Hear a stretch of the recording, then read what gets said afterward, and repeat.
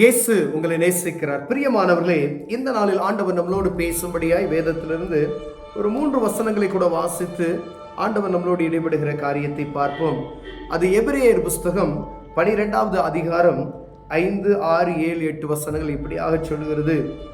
அன்றியும் என் மகனே, கர்த்தருடைய சிட்சையை அற்பமாக எண்ணாதே, அவரால் கடிந்து கொள்ளப்படும் போது சோர்ந்து போகாதே. கர்த்தர் எவனிடத்தில் அன்பு கூறுகிறாரோ அவனை அவர் சிட்சித்து தாம் சேர்த்து கொள்ளுகிற எந்த மகனையும் தண்டிக்கிறார் என்று பிள்ளைகளுக்கு சொல்லுகிறது போல உங்களுக்கு சொல்லுகிற புத்தியை மறந்தீர்கள். நீங்கள் சிட்சையை செய்கிறவர்களாய் இருந்தால் தேவன் உங்களை புத்திரராக எண்ணி நடத்துகிறார். தகப்பன் சிட்சியாத புத்திரர் உண்டோ?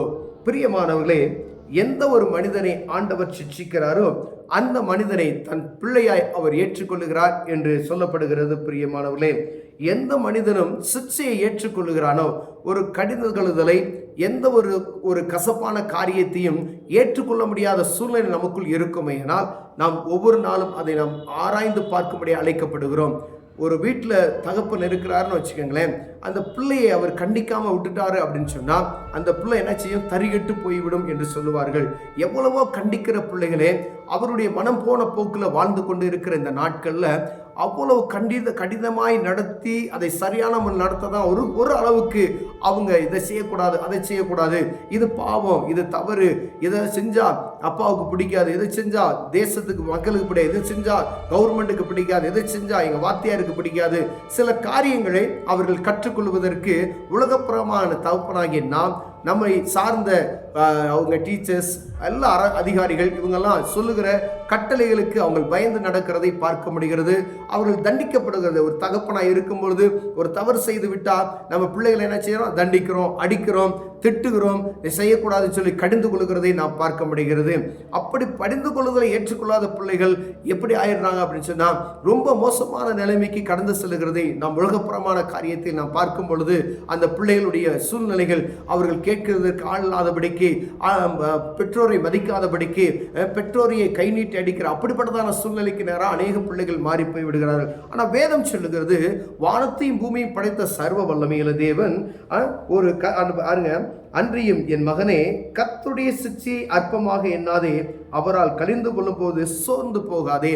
ஆண்டவருடைய பிள்ளைகள், பயபக்தி உள்ளவர்கள், நீதிமான்கள், கடவுளுக்கு பயந்த பிள்ளைகளாக இருக்கிறீர்கள் என்றால் அவருடைய சிட்சையை பார்த்து நீங்கள் சோர்ந்து போகக்கூடாது.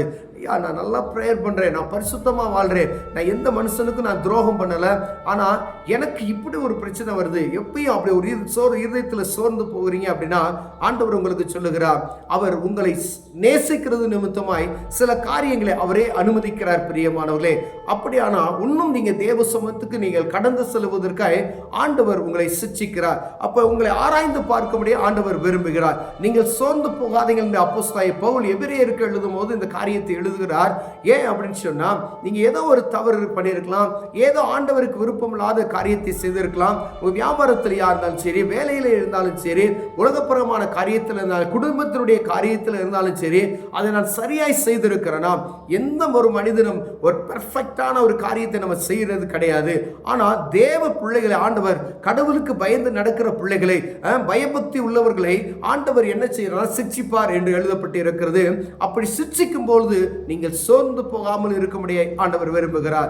ஏன் சோர்ந்து போகக்கூடாது அப்படின்னு சொன்னா, உங்களை சீர்படுத்துவதற்காக, ஸ்திரப்படுத்துவதற்காக, உங்களை பலப்படுத்துவதற்காக, இன்னும் அநேக காரியங்களை அறிந்து கொள்வதற்காக ஆண்டவர் சில சிட்சைகளை அனுமதிக்கிறார் என்று வேதம் சொல்லுகிறது. பிரியமானவர்களே, கர்த்தர் எவனிடத்தில் அன்பு கூறுகிறாரோ அவனை அவர் சிட்சித்து தாம் சேர்த்து கொள்ளுகிற எந்த மகனையும் தண்டிக்கிறார் என்று பிள்ளைகளுக்கு சொல்லுகிறது போல சொல்லுகிறேன்.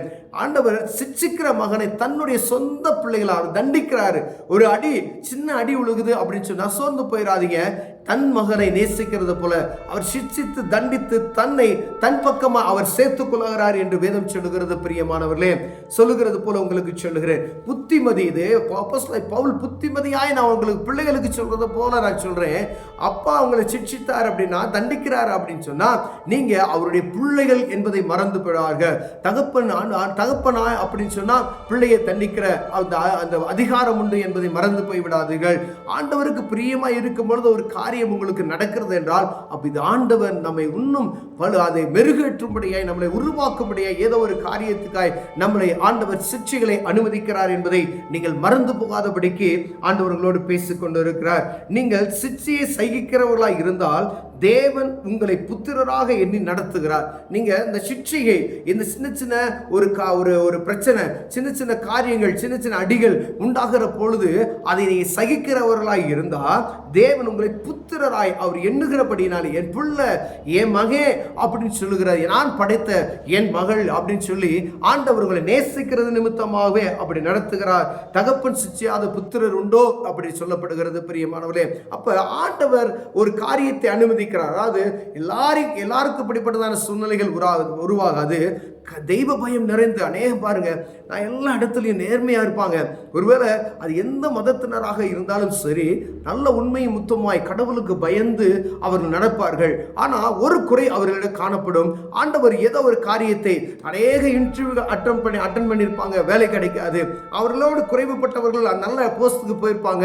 ஆனா அவங்க நினைப்பாங்க என்ன செய்யறது, அவங்களுக்கு ஒரு மன உளைச்சல் உண்டாகக்கூடிய காரியங்கள்லாம் பார்க்கும். ஆண்டவர் சொல்றார், பிள்ளைகளே, ஆண்டவர் சொல்லுகிறார், ஆண்டவர் உங்களை நேசிக்கிறது நிமித்தமா ஏதோ ஒரு காரியத்துக்கு உங்களை தடை பண்ணுகிறார், அப்படிப்பட்டதான சிக்ஷைகளை அனுப்புகிறார். நீங்க தேவ சமூகத்தில் போய் அமர்ந்து நான் இன்னும் என்ன செய்ய வேண்டும், எந்த காரியத்தில் நான் சரிபெற வேண்டும் என்று நீங்க கேட்பீர்கள். ஆனால் ஆண்டவர் அந்த காரியத்தை உங்களுக்கு வெளிப்படுத்துவார். அப்பொழுது உங்களை ஆண்டவர் பிள்ளையாக ஏற்றுக்கொண்டதனுடைய அந்த அர்த்தத்தை நீங்கள் புரிந்து கொள்வீர்கள்.